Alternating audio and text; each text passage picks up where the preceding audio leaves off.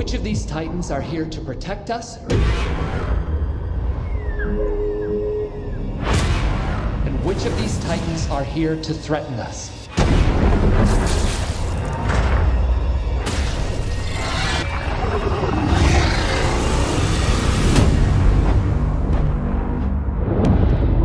You sure he's gonna be okay? Well, I guess this is kind of cool to step into the world of Godzilla. Yeah. I can't even imagine. What was your guys' connection with Godzilla before this? I was just always a fan as a kid, just growing up, watching the films on Sci-Fi Channel with my family, and just always being in it, always checking in, and it just always being a part of my life, from video games to the Hanna-Barbera cartoon, and to finally get to this point in my life where I'm acting and I get to play in the film. It's a dream come true. What about you? I knew of Godzilla. He didn't fly an X-wing, so I mean, Right. he wasn't. That's on a good point. He wasn't on my radar. But That's a deleted scene in one of the films. He actually flew an X-wing. Yeah, it was pitched a lot of times. It didn't stick.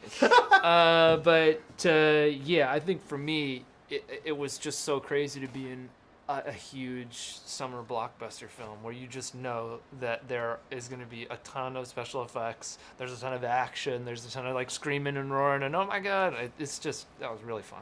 Well, even here, you've got all this stuff going on. Even the backdrop is cuckoo crazy. I know! Yeah, That's so much happening. And you saw, I'm sure you guys saw the Cinerama Dome. They got the giant... That isn't. I pressed the button. I pressed the button to shoot the beam into the sky. That was me. And Mike. I gotta say, And coming from a small trick or treat and Krampus, Michael really stepped it up for this one. What was he like to work with on this?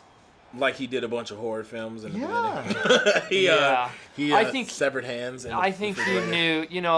That's the standard that's happening. You pluck an indie director, you shove him or her into a big blockbuster environment, and you see how they work in that. And I think Mike was aware that there's a lot of pressure and there's a big franchise on the line. So if anything, I thought Mike was just absolutely determined and focused and wanting to fight for his battles. And I think in the end he made the movie he really wanted to make, which is That's cool. yeah. Thanks for picking us. Yeah, of course.